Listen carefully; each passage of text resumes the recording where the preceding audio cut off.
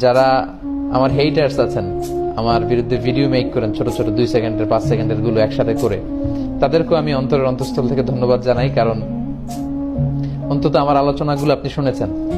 আমার শত শত ঘন্টা ভিডিও না শুনলে আপনি এই 10 সেকেন্ডের 5 সেকেন্ডের ভিডিও বানাতে পারতেন না। তার মানে আমার আওয়াজ আপনার কানে পৌঁছেছে, আপনার ঘরে পৌঁছেছে। আপনি যখন ভিডিওগুলো বাজিয়ে শুনছিলেন, আপনার স্ত্রী, আপনার সন্তান, আপনার কাছের লোকেরা হয়তো শুনেছে। আলহামদুলিল্লাহ যে আমার কথাগুলো পৌঁছে গিয়েছে আপনাদের কাছে।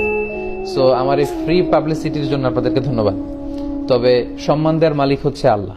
যারা এই ভিডিওগুলো বানিয়েছেন তাদের প্রতি আমার একটা ছোট্ট অনুরোধ, যে কারোর প্রতি বিদ্বেষী হয়ে এ জাতীয় কাজ যদি আমরা করে থাকি, তাহলে এটা কখনোই সুফল বয়ে আনবে না। যেখানে আমাদের দেশে এত কাদা ছড়াছড়ি, ইসলাম নিয়ে এত বিভাজন, এক এক টিভি চ্যানেলে লোকজন এক এক ধরনের ফতোয়া শুনে বিভ্রান্ত হয় যে এই হুজুর বলে এইটা, ওই হুজুর বলে ওইটা, উনি এই পথে, উনি এই মতে, আমি যাব কোন পথে।